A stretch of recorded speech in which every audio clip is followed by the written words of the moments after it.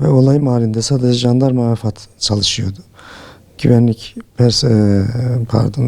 sağlık personelleri ve UMKE yine geride destek hizmet olarak bekliyorlardı. Alanda sadece jandarma ve AFAD olduğu için zayiat oranı da bu anlamda düşük oldu.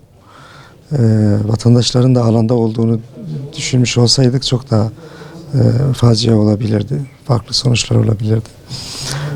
Tabii takdiri ilahi bu tür şeyleri öngörmek, olası görmek çok mümkün değil. Ben tekrardan vefat edenlere Allah'tan rahmet, yaralılara hayırlı şifalar diliyorum. Ailelerine sabırlar diliyorum. Varsa çaldığındakilerin de bir an önce kurtulmasını, çıkmasını Rabbimden niyaz ediyorum. Teşekkür ediyorum. Şimdi bildiğiniz üzere 2 gün önce Bahçesaray yolunda bir çığ meydana geldi. Bir minibüs çığa maruz kaldı. O gün ekiplerimizi acilen sevk ettik. Yapılan çalışmalar neticesinde 7 vatandaşımızı sağ, 4 vatandaşımızı da ölü olarak çığın altından çıkardık. Kötü hava koşulları ve ikinci bir çığ riskine karşı çalışmayı gece 02'de sonlandırdık. Bununla ilgili tutanağımızı tuttuk. Sabah tekrardan çalışmalara başlamak üzere olay bölgesine gittik.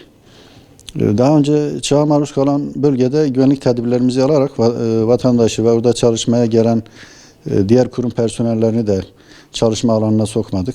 Oradaki çalışmalarda bir netice elde edemedik. Yani ekipteki arkadaşlarımızın yapmış olduğu arama kurtarma çalışmalarında kayıp 2 vatandaşımıza ulaşamadık. Ulaşamayınca o bölgede önce bir iş makinesi sokmayı planladık. Sonra tipi ve aşırı yağıştan dolayı yukarıda bir tehlike var mı yok mu bunu tam kestiremediğimiz için çalışmayı sonlandırdık. Tam oradan ayrılacağımız sırada da çığa maruz kaldık. Bu çığ afeti sonrası ölen vatandaşlarımıza, askerimize, korucularımıza, diğer kurum personellerine Allah'tan rahmet diliyorum. Yaralılara acil şifalar, ailelere kalanlarına da sabırlar diliyorum. Tam anlamıyla vücudum karın altında kalmadı. Yarı vücudum kar altındaydı ve çok baskı altında olmadığım için kendi imkanlarımla çıktım.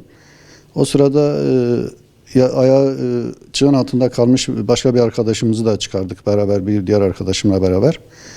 Ondan sonra diğer vatandaşların yardımına koştu arkadaşlarım. Ben de kaburgadan ve kafadan aldığım darbeden dolayı mecburen acilen hastaneye gelmek durumunda kaldım il müdürümüzle beraber.